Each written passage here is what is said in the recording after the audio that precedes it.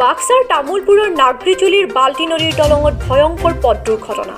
যাত্ৰী কঢ়োৱা AS25CC6734 নম্বৰৰ টাটা মেজিকখন দুৰ্ঘটনা হোৱাত নিহত হয় নাগৰিজুলিৰ হাপুৰৰ নিৰ্বাসী গোলক ৰাজবংশী।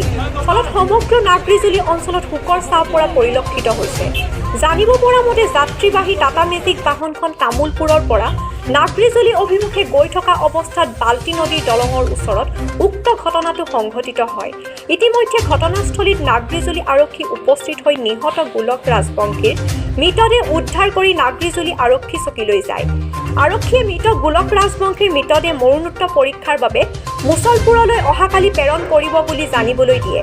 আনপিনে যাত্ৰীবাহী টাটা মেজিকখনৰ চালক সুজন দাসো ঘটনাটোৰ ফলত আহত হোৱাত নাগৰিজুলি মডেল চিকিৎসালয় আৰক্ষীয়ে তাৎক্ষণিকভাৱে ভৰ্তি কৰাই বুলি জানিবলৈ পৰা গৈছে।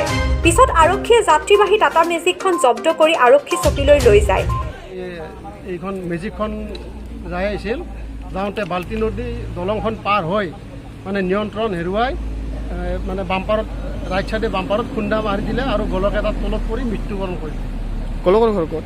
গোলকৰ ঘৰ কি কৰে তেওঁ এই গাড়ী চলায়, কিন্তু সিদিনা আজি তেওঁ গাড়ী চলোৱা নাছিল, বহি আছিল, বেলেগ এজনে চলাইছিল সুজন বুলি। তেখেতৰ কিবা হৈছে নেকি? সুজনৰ এতিয়ালৈকে গম পোৱা নাই।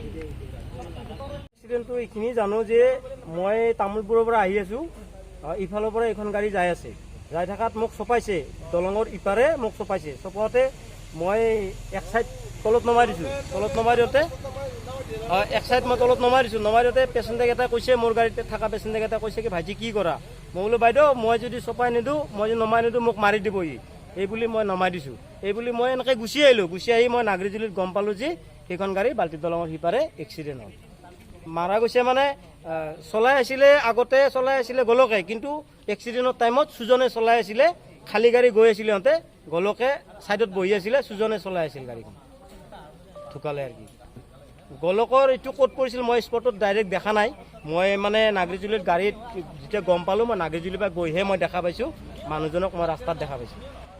তামোলপুৰৰ পৰা ধীৰাজ উপাধ্যায়ৰ ৰিপৰ্ট, প্ৰাইম 24 আছাম নৰ্থ। दिलों में जगा दे जिंदा दिली का एहसास, मिलन चाय दे आपको ऐसा जबरदस्त स्वाद। असम की खूबसूरत वादियों से आई प्रकृति के अद्भुत स्वाद को समेटे हुए मिलन चाय।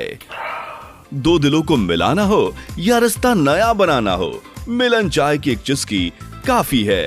आज ही ले आइए मिलन चाय। सोचना क्या, डायल कीजिए 7896787049।